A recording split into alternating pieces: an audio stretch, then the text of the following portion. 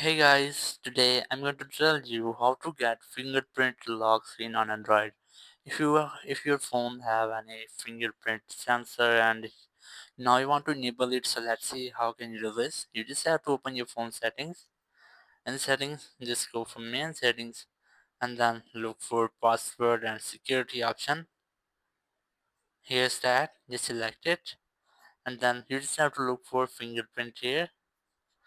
First you have to enter your phone password and then you'll get an interface of this time. You just have to enable these two settings. The first you have to add any fingerprint, so tap on add fingerprint and here you have to make a fingerprint. Just enroll your finger on your fingerprint sensor.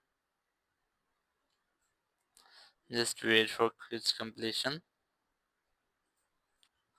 After the process, just tap on done. In this way you can easily add your fingerprint or enable fingerprint lock on your screen. You just have to lock your screen and then you have to enter your fingerprint to unlock your device. So that's how you can easily get fingerprint lock screen on Android. Thank you very much for watching the video. Until next video, bye bye.